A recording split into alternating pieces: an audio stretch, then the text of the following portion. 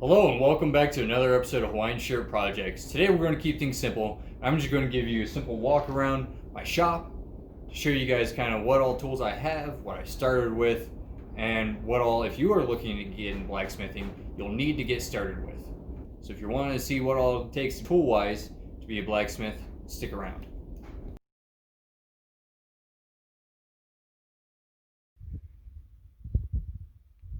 This here is my first forge that I ever had. It is simply just a brake drum that I had a gentleman find me a fitting that'll fit on the backside. Pipe thread fitting.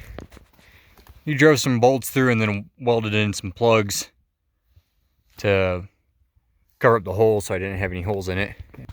Then I just took some 2-inch threaded pipe, attached it with the T-fitting, and then on the bottom here I had more pipe and a cap. So when I needed to drain my ash, I just pull this cap off. On this end, I had another piece of pipe coming off, and that's what I attached a hair dryer to supply my air. And I just had this held up by a couple of center blocks on each side, and that was my first forge. I also used a piece of an old barbecue grill inside there to cover the hole to make sure the coals didn't fall in too far.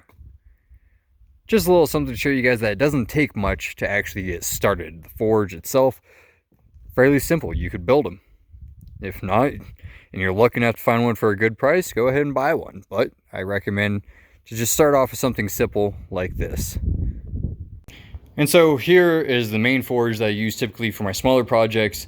I picked it up at a Mountain Man rendezvous.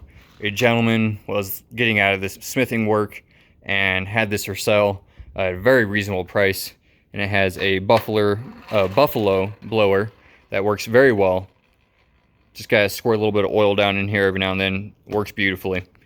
And I mean, it's very simple, but honestly this thing works fantastically. I absolutely love it. If you don't have power at your shop or where you're doing it, hand blower is definitely the way to go.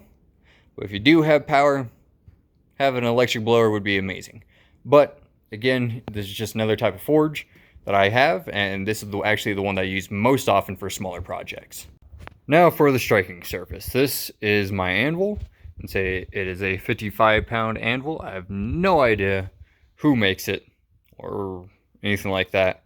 Do you notice that it has been repaired before? And say I was lucky enough to have this handed down to me. This anvil belonged to my great-grandfather. So I was very lucky to end up with that anvil. Another alternative you could use, and it is very common, is to use a piece of railroad track like I have here.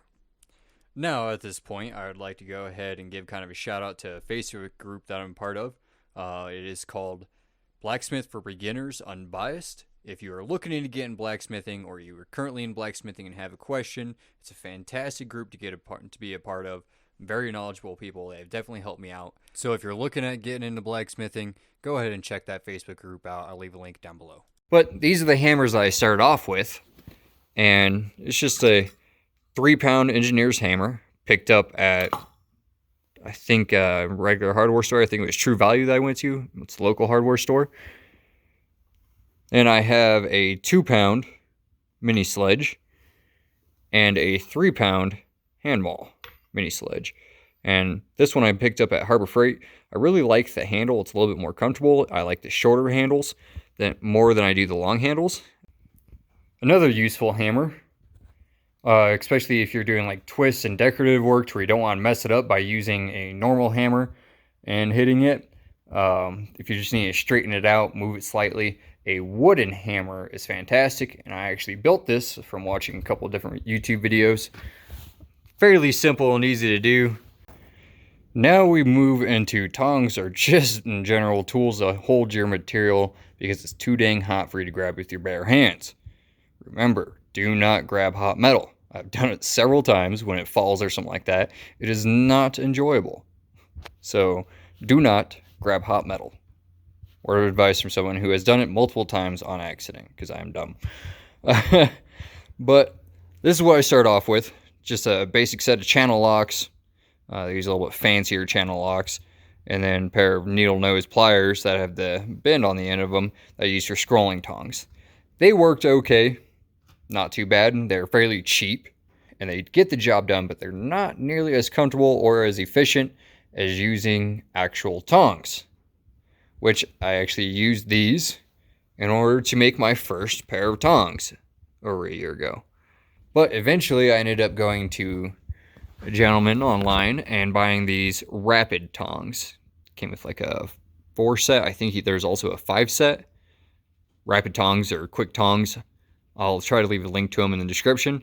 But these were pre-cut blanks that pretty much all you ended up having to do is actually put the bends, because these came as flat, you had to put the 90-degree bend, kind of clean up the edges a little bit, and draw out the handle itself.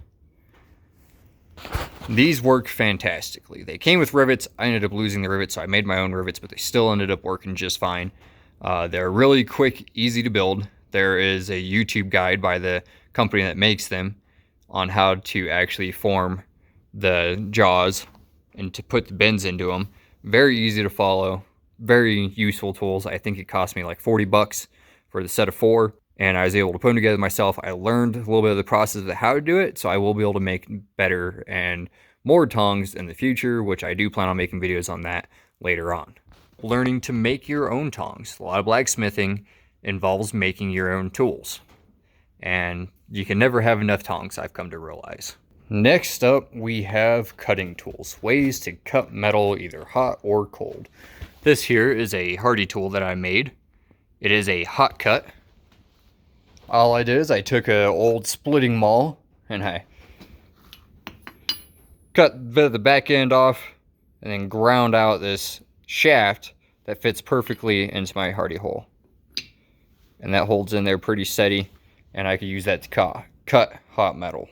Then, of course, for cutting, there is always the trusty angle grinder with a cutting wheel on it. This one at the moment has a grinding wheel, but I do have cutting wheels. They work okay. You just gotta be a little bit more careful. Make sure you wear eye protection. You should be wearing it anyways in the shop, but when you're dealing with objects that are spinning at a fast speed, wear some eye protection. If something blows up, you'll definitely be happy that you had it on. I've had chunks of cutting wheels break off and come flying at my face before. It is not a pleasant moment.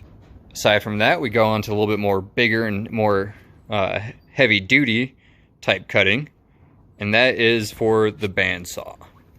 This bandsaw I ended up picking up from a gentleman online on Facebook.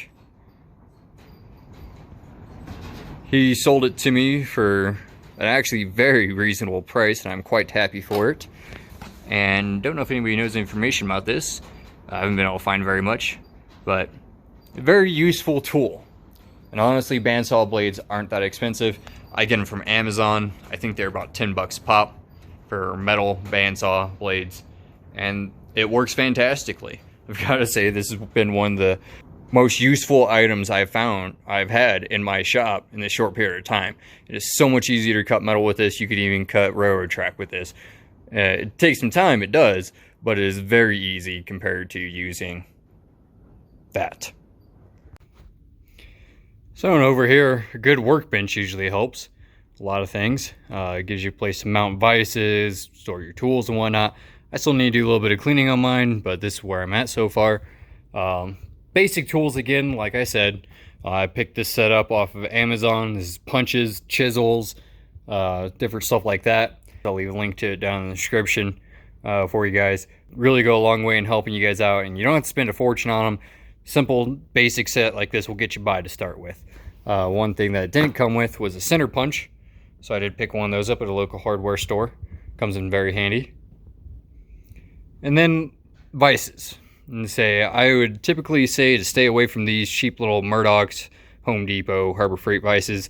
But if you're just needing something small to hold something in place, it does the trick.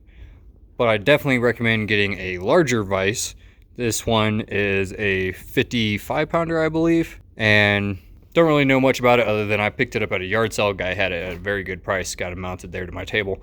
I will be eventually moving that onto a more stable platform, but that's after I get my shop cleaned out and everything put up the way I want it to be. You can come over here and you could use your basic hand drill, I got a grinder, I got a drill on there, an impact drill, and they do the trick just fine. Some simple drill bits. But if you get your hands on a drill press, I used Harbor Freight. Picked this one up. It was on sale for around 45 bucks or so. Absolutely love it. It is a lifesaver thing. Very simple, but it gets the job done. And then while we're on the topic of Harbor Freight tools, I also got their 4x36 belt sander. And say this thing is, again, very simple. Picked it up on sale as well, but it gets the job done as well. Well, that's really about it for my shop. I keep it fairly simple around here. So these are the tools that I typically work with, and I definitely look out for good sales, and you guys should too. Always be on the lookout for good sales on tooling and materials. Best way to go about getting into this blacksmithing is to start simple. A hammer, something to strike on, and fire is all you need to get started. It's really that simple. So there's no need to go out there and spend a whole bunch of money on fancy tools and equipment just to have fun and start learning to blacksmith. And remember, you're a blacksmith. If you ain't got the tool and it's made out of metal, might as well learn how to make it. Thank you guys for watching today's episode. Like always, stay classy and party on.